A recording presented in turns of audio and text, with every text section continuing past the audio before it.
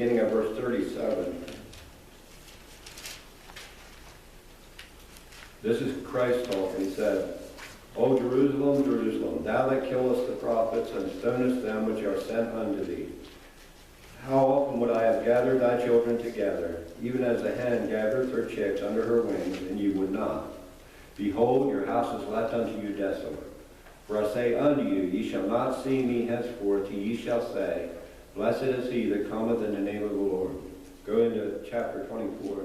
And Jesus went out and departed from the temple, and his disciples came to him for to show him the buildings of the temple. And Jesus said unto them, See ye not all these things? Verily I say unto you, there shall not be left here one stone upon another that shall not be thrown down. Jesus was prophesying this dispersion that was to come. If you notice, he said in verse 38 of chapter 23, your house is left unto you desolate, empty. The Jews were driven out. Jesus prophesied here about the temple being torn down. He said about not one stone will be left upon another. And we saw that that happened in 70 AD. So Christ prophesied this years before it happened. And it came to pass, and they were driven out. Look at Luke chapter 21.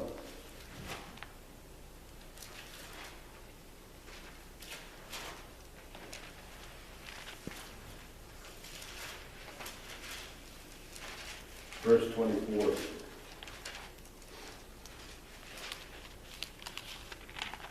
Jesus again, they shall fall by the edge of the sword, and shall be led away captive into all nations, and Jerusalem shall be trodden down of the Gentiles, until the time of the Gentiles be fulfilled.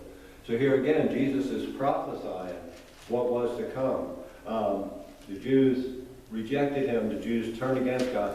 God said that if you don't keep my statutes and my commandments, that these things are going to come to pass.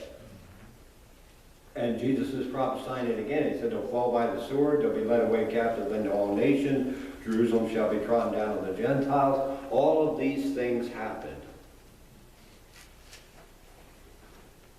We find in the Old Testament a lot of times the reason for their expulsion and their being driven out and the punishments of God. A lot of time what we read is they were setting up false idols. They were worshiping false idols. They were sacrificing to... We don't see this in Christ's time. So what was the big issue here that caused this huge dispersion? And, you know, I always thought, and I still believe, that it's in part because they rejected Christ. But that was God's plan all along, for them to reject Christ. That was part of God's plan.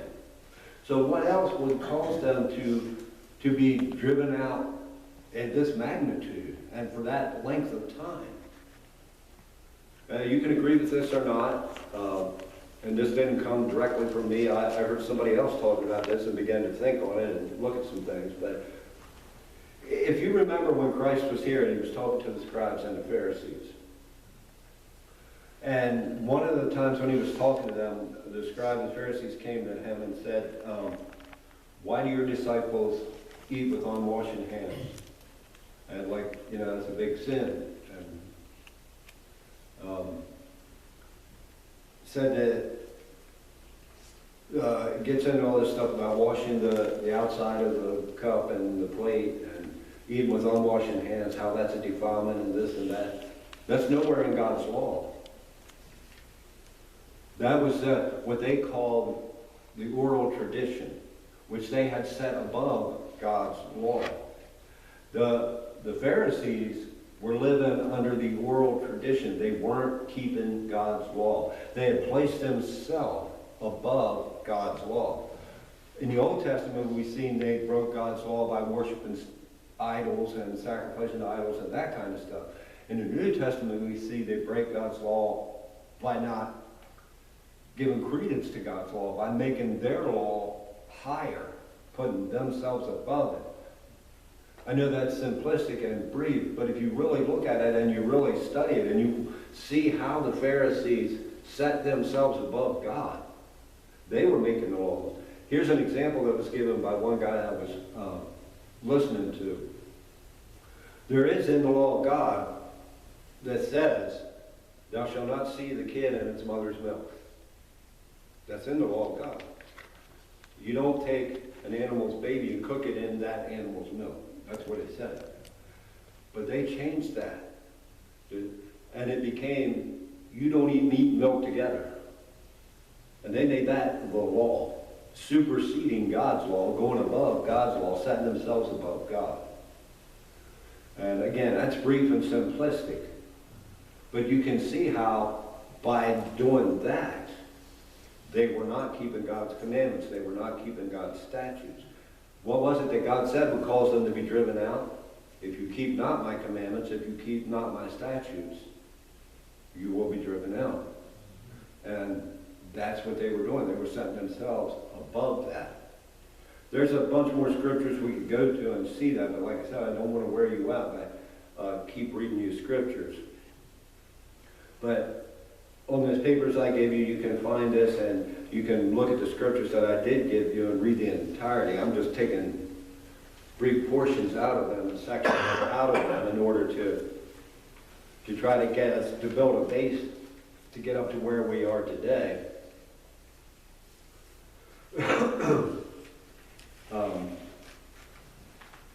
So, as you think about these things we talked about this morning, and if you look at some of the scriptures we read and read more of those chapters and understand it, and look at some of those on the papers that I gave you, I think the main point that we need to understand and that we need to get is, from the time that God called Abraham, the Jewish nation, the Jewish people have been his chosen people.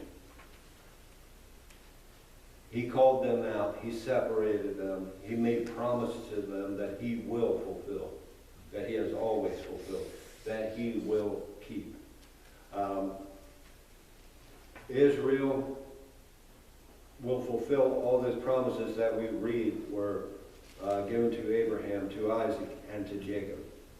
They will also fulfill the curses that were given. And we have the examples. We can see how God keeps his word, that if he said it's going to happen, it's going to happen.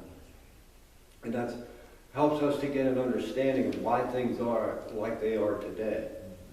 And why we're in the place we are in history, in the world today. And how we can look at what has happened and what is happening to understand what's going to happen. To know the times, to know the seasons, to understand that when we watch this, it is a time clock. It will show us the nearness of the return of Christ. And there's so much more we can get out of this. Like I said, I'm by no means an expert, and there's so much more in it that I could ever bring out.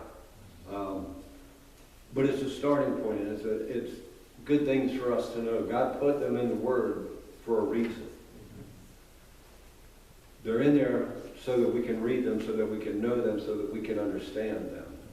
You know, we were studying in the book of Proverbs, which talks about knowledge and wisdom and understanding. And that's what we need when we read these things and we study these things and try to understand these things. So we're going to stop there for this morning.